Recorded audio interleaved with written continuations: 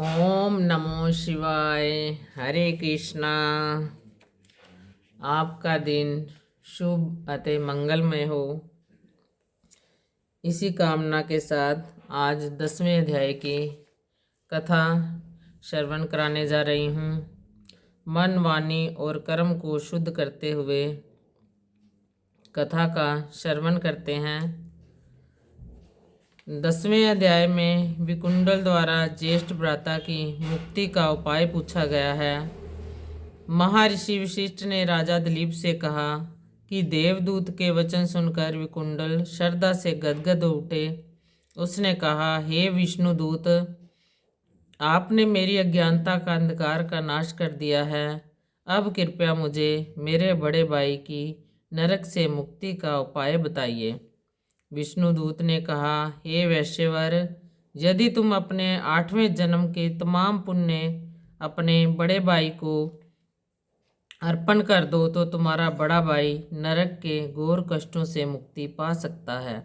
मुकुंडल ने कहा कि मैं अपने 8वें जन्म के पुण्यों का दान देने के लिए तैयार हूँ। कृपया मुझे मेरे 8वें जन्म का हाल बताइए। विष्णुदूत ने कहा, हे वैश्यवर, मैं तुम्हारे 8वें जन्म का हाल सुनाता हूँ। हे वैश्यवर, यदि तुम अपने 8वें जन्म के तमाम पुण्य अपने भाई को देते हो तो अपने बड़े भाई को अर्पण कर दो तो तुम्हारा भाई नरक के घोर कष्टों से मुक्ति पा सकता है। विकुंडल ने कहा, मैं अपने भाई को दान देने के लिए, पुण्यों का दान देने के लिए तैयार हूँ। कृपया मुझे 8वें जन्म का हाल बताइए। विष्णुदूत ने कहा कि हे वैश्यवर, मैं तुम्हें तुम्हारे 8वें जन्म का हाल सुनाता हूँ। हे वैश्यवर, 8वें जन्म में तुम मत्स्य देश में निवास करते थे। तुम ज्ञानी, ध्यान व तपस्वी व अनन्य विष्णु भक्त थे। तुम सदैव माघ मास के व्रत तथा स्नान विधि पूर्वक करते थे। उसी प्रदेश में मधुबन में महर्षि शाकली भी निवास करते थे।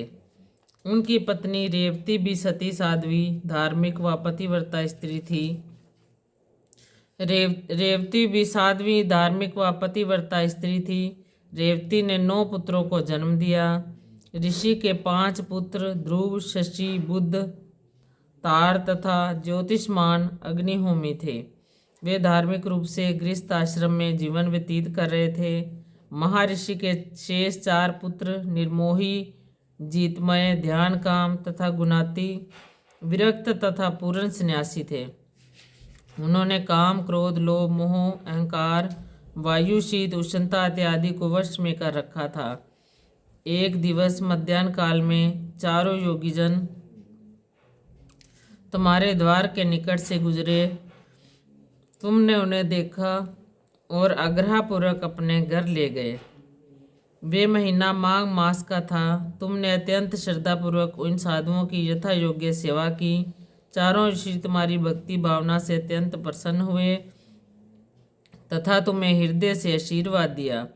विष्णुदूत के अपने 8वें जन्म का वर्णन सुनकर वैश्यपुत्र कृतकृत्य हो उठा। उसने अपने 8वें जन्म के तमाम संचित पुण्यों का तत्काल अपने ज्येष्ठ भ्राता को अर्पण कर दिए। उसी समय ज्येष्ठ भ्राता को नरक से मुक्ति प्राप्त हो गई।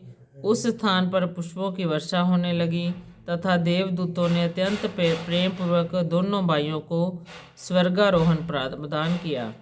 अतः हे राजन, जो भी श्रद्धापूर्वक माघ मास के व्रत, पूजन तथा मातम का पठन पाठन करेगा, वह निस्संदेह निष्पाप होगा, सहस्त्रों गोदान के पुण्य फल को प्राप्त करेगा तथा विष्णु लोक को अग्रसर होगा।